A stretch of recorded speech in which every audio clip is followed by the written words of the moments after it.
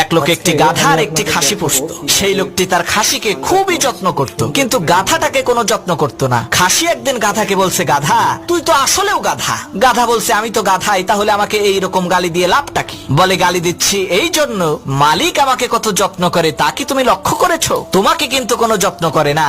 বাহির থেকে আসার সময় একটা থাপ্পড় দেয়, যাওয়ার সময় আর একটা থাপ্পড় দেয়, আর আমার গায়ের উপরে হাত বুলিয়ে দেয়, গোসল করায়, ভুসি বেশি খাওয়ায়, কত যত্ন করে। তখন গাধা বলল, ভাই তোমার এত যত্ন কেন তা কি তুমি জানো? খাসি কয়, না তা তো জানি না। কয়, তোমার যত্ন বেড়েছে, কুরবানির চাঁদ উঠেছে সেই জন্য। ঠিক একই ভাবে এই পৃথিবীতে অন্যায় কাজ করার পরেও যাদের ধন সম্পদের কোনো অভাব নাই, ক্ষমতার নেতৃত্বের কোনো অভাব নাই, তারা অহংকারে মেতে উঠে, ভাবে আল্লাহ মনে হয় তার উপরে রহম করেছে। প্রিয় ভাই, সব ওর যা পাওনা সব আল্লাহ দুনিয়াতেই দিয়ে দিল, আখিরাতে জাহান্নামের লেলিহান শেখা ছাড়া ওর জন্য আর কিচ্ছু না।